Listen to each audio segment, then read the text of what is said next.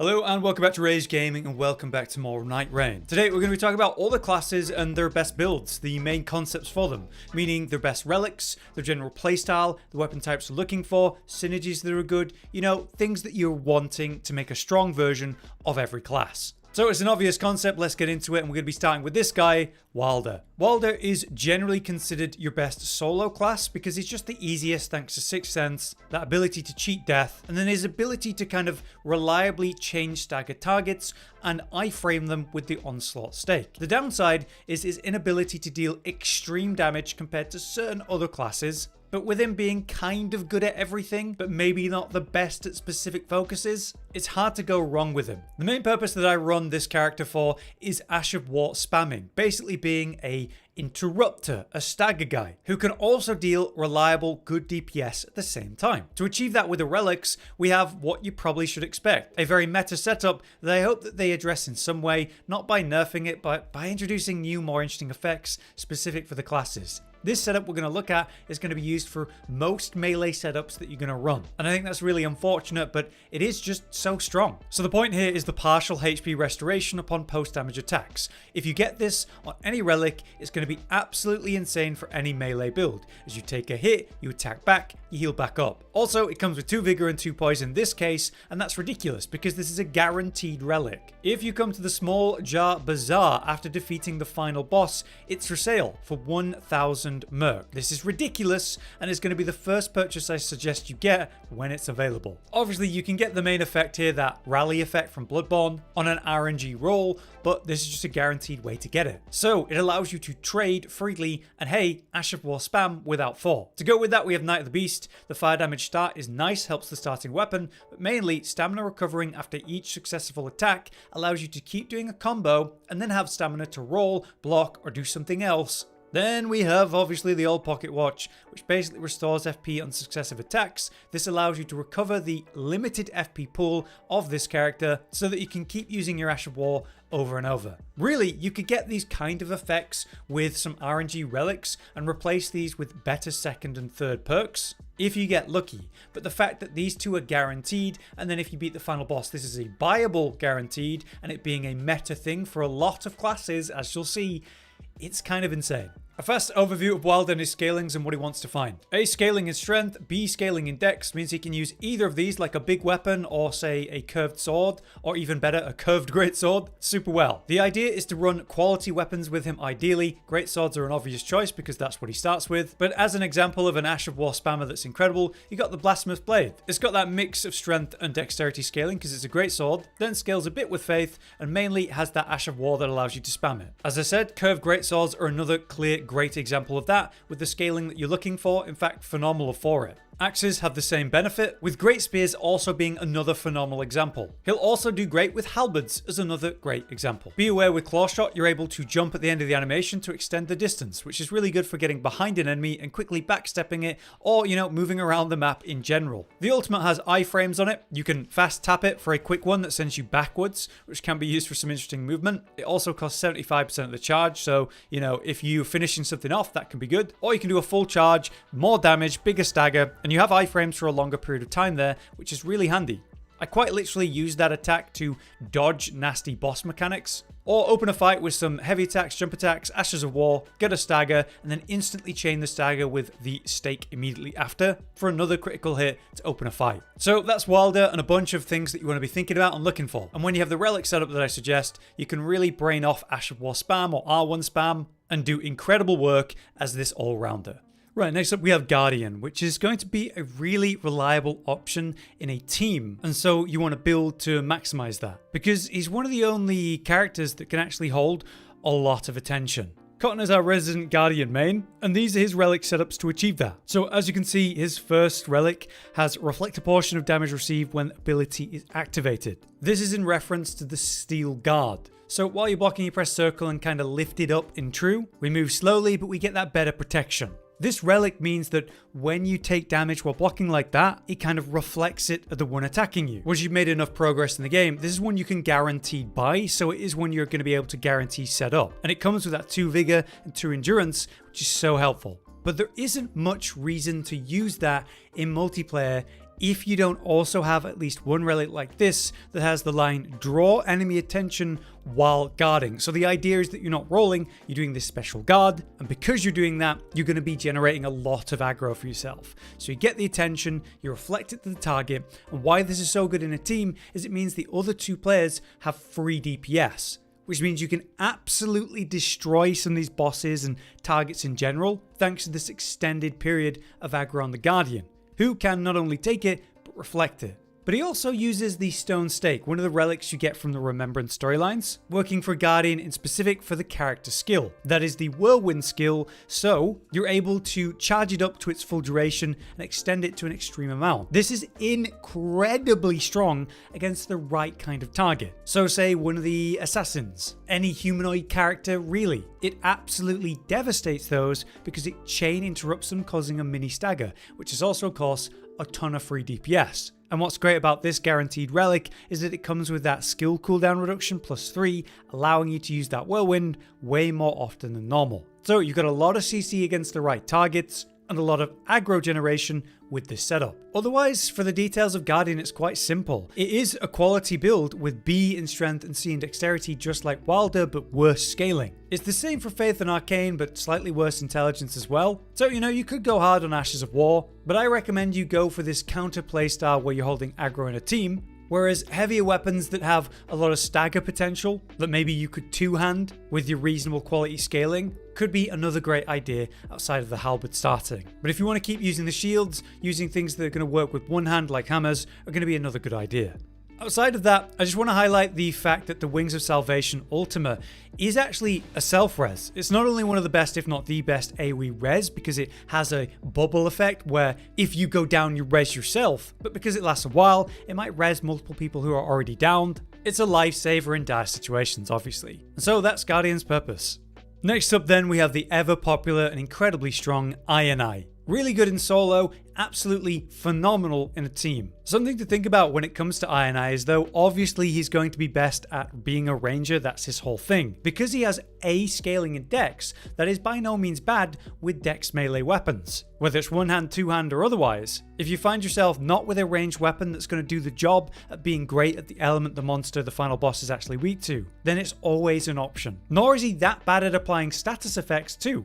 B scaling is completely fine. Now I am a bit frustrated making this video because he has a guaranteed relic as part of the Remembrance storyline, which is this, Edge of Order. It boosts thrusting counterattacks after executing R. Why would you want that? Well, it turns out the ranged attacks that, would be a counter as an enemy is attacking you at the same time. This actually counts as a thrusting counterattack for some reason. So those kind of scalers actually work for Ironeye as an interesting note. But the main thing here is the improved bow attack power. It's quite hard to get this. You'll be stacking that up as passives where you can during the run, right? But getting that on a guaranteed aspect of a relic is really nice. Not to mention having a starting weapon with holy damage gives you a guaranteed way to have great holy damage, such as against the final boss. The reason I'm mad is because I took time to actually go get this relic for this video, only for a friend to be on a remembrance, and even though I killed that boss, they were on a similar quest and it just gave them progress. But it lets me highlight two other great options that I want to mention. Firstly, we have this effect. Ironeye has one additional character skill use. You will see this as 2 dagger dashes, which is really important. Not only is it a gap closer or a gap creator, but you can use it to dodge an attack and attack at the same time. Having 2 charges of that is incredibly reliable. The alternative to that is one that you can buy from the shop in a guaranteed way, which extends the duration of the weak point, meaning you're able to actually get its full burst and proc much more reliably. Further, this is a buyable one, so you get that endurance and dexterity, which is really nice. Either way, I strongly recommend Knight of the Beast, which is a recovery of your stamina after successful attacks, so you're able to keep attacking or roll out should you be low on stamina otherwise.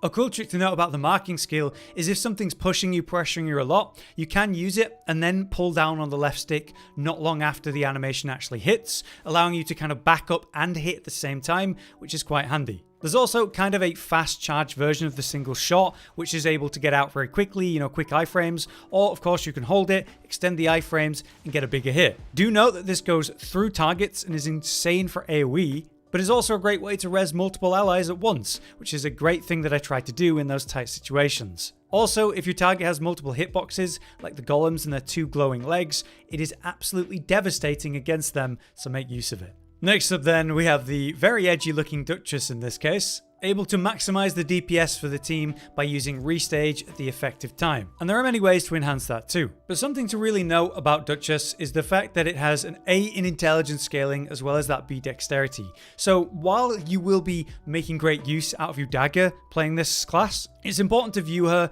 as a spell casting hybrid. Meaning, if you find a dagger or dex setup that works really well, amazing. But you might also find an intelligence and sorcery casting playstyle that works really well. And the beauty of this class is your ability to combine the two. Our relics lean into that concept, as you'll see. But do be aware that she does really lean into daggers and their playstyle really well. In fact, having it in one hand rather than two hand allows you to get off more successive attacks, which can lead into a successive attack build, which can get you massive damage reduction in some cases, as well as output. Now, one reliable relic setup for this one is the triple green as before. With all melee characters, you can go really hard on this concept, obviously. Again, Knight of the Beast for stamina recovery as you're attacking, and then you got the all pocket watch to make the FP restoration come from those successive attacks at the same time.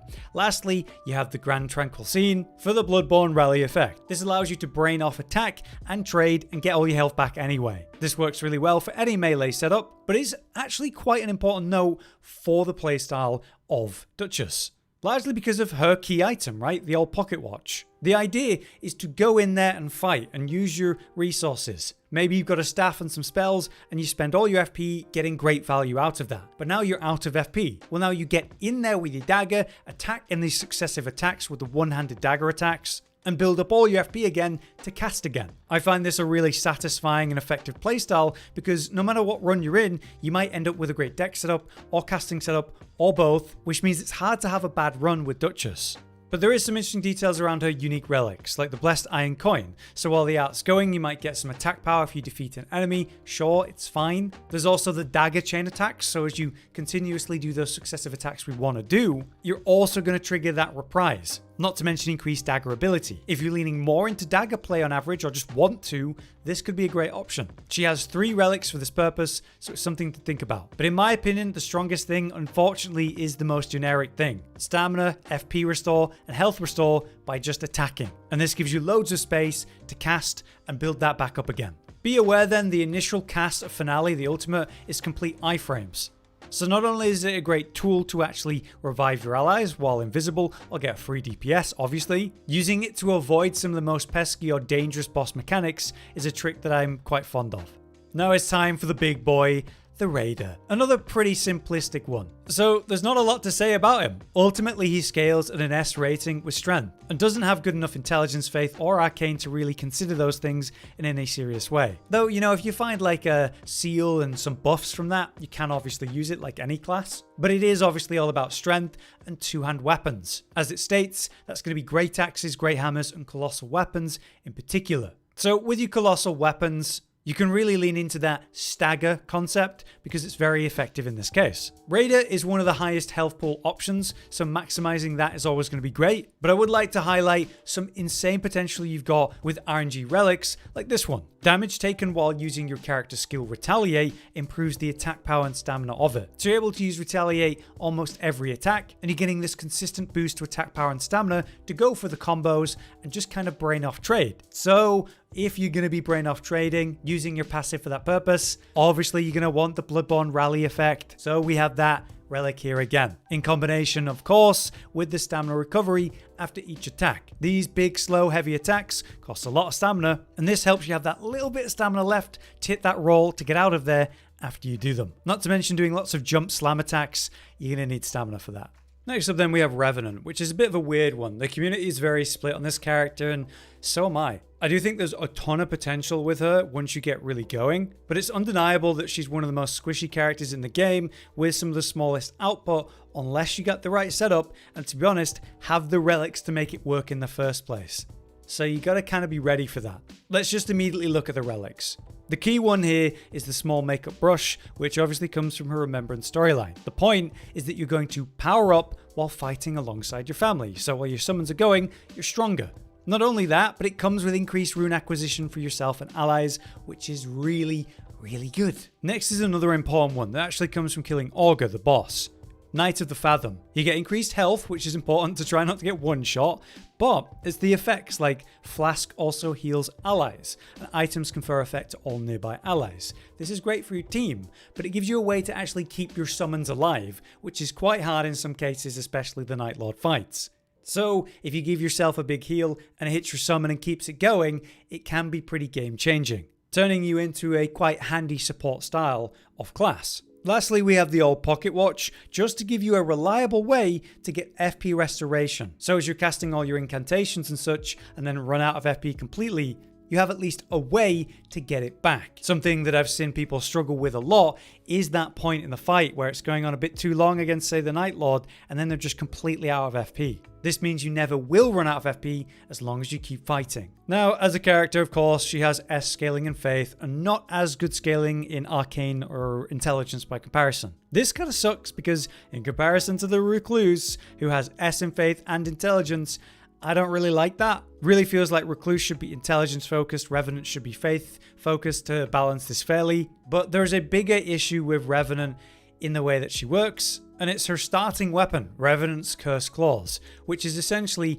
the optimal weapon you can run in most cases. To be fair, it is really cool giving you these unique claw effects, which to be honest is going to be best when you're going to two-hand them for faster combos, and especially the charge heavy is particularly strong. But it takes a certain playstyle, and to be comfortable with it, the range is a little bit weird. It is a unique playstyle, which is encouraging in itself, but she kind of gets pigeonholed into using that. So having a strong start with that and upgrading that early with smithing stones is definitely advisable. Then the goal with your incantations is to find something that's going to be relevant as a damage type against the Night Lord. So maybe some lightning spear throws against a lightning weak Night Lord, that kind of thing. You need to get the right setup to have good DPS at the end. It's also good to think about the fact that when you use your ultimate, you're also enhancing the toolkit of your summons. So when you are ulted and you've got Sebastian out, that's when he's actually going to do that big laser beam. So who you have summoned when you use the ult also does matter. So yes, she can have a lot of utility in a fight and be very helpful, especially with the fact that your spirits can kind of wander over and revive you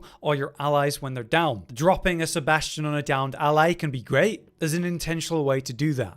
Right, next up we have the all-powerful Recluse, your true spellcaster or incant user, even better and more reliable than Revenant for this purpose because you might find a good intelligence setup but no faith setup, and obviously Recluse can do either, so it's a lot more reliable. Understanding and maximizing the magic cocktail, as you know, will be vital to playing this character, so having teammates that understand you need elements around you pretty often goes a long way for your FP generation. For the ideal relics then, our Recluse main Josh recommends the Knight of the Wise, meaning you've got increased maximum FP to work with your skills, keeping you in the fight a lot longer before you have any issues. This is an easy relic to get early on, but there are many relics that are going to have better second and third options when you RNG pull them. Then we have the Remembrance storyline relics that are so good. Firstly, we have the Bone-like Stone, which means when you activate your ultimate, you get max health to counter the slight blood loss that you get, but also increased attack power when you use your ultimate. This can go really well hand in hand with other setups from your team who might benefit when there's blood loss occurring, say with a bleed build with Executor. Also, it comes with 3 intelligence, which is no small thing either. But the best relic here is obviously the Vestige of Night. It means as you collect affinity residue, you're using your weapon skill or just collecting in general, you drop a Terra Magica, which is this rune that drops on the floor. When you stand in it, you deal increased magic damage. So it really obviously encourages that sorcery playstyle, and it just gives you straight up magic attack power up +2 as well. It's absolutely incredible, a real game changer for a potential output. So do that Remembrance storyline. An alternative to the Knight of Wise though is something simple like running increased rune acquisition for yourself and allies in any kind, as well as anything that can give you FP restore if possible. Now when you load in, you'll start with Glintstone Pebble and Glintstone Arc, which are fine, but there are many great spells that we're going to be looking for ideally. A top tier burst one is going to be Renalla's Full Moon. Obviously, if you can get the Carrion Regal Scepter, no brainer. But of course, another great DPS option is the Stars of Ruin. A more commonly found one would be the Crystal Staff with the reliable Shattering Crystal, a kind of shotgun blast. And there's also the Night Comet, which is just a really reliable spell to spam out. For incantations, it's whatever you're going to find that the Night Lord's going to be weak to. But say with the Gravelstone Seal, you get something like Lightning Spear for lightning and Catch Flame for fire. But you know, there's going to be a ton of great options based on what you're looking for with the Night Lord and its main weakness.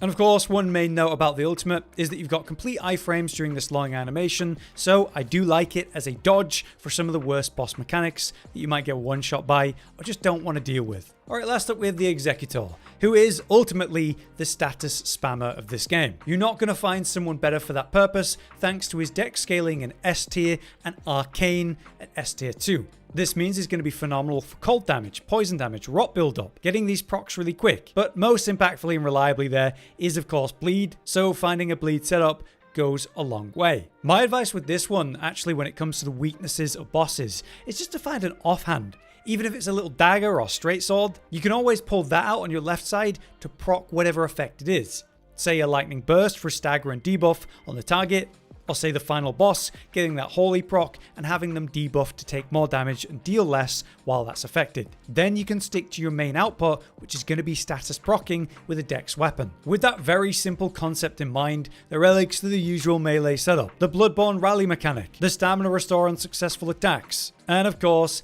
FP restoration upon successive attacks, because you want to be absolutely Ash of War spamming with this setup. This could be one that's proccing a status, putting a cloud down, whether that's poison or frost. It could be spamming Rivers of Blood for incredible bleed procs, or many bleed-based Ashes of War at that matter.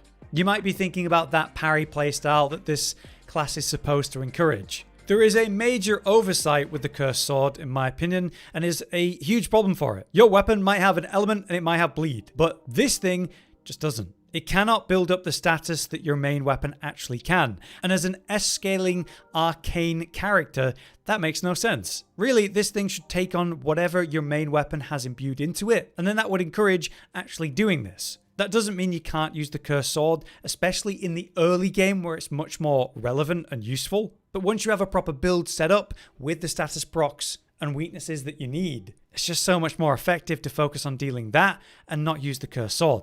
Be aware then, for the ultimate at very least, that the DPS isn't insane on this thing, but it is absolutely incredible poise and so stagger build up. You can cancel the ultimate early to keep some of the charge to be able to use it later.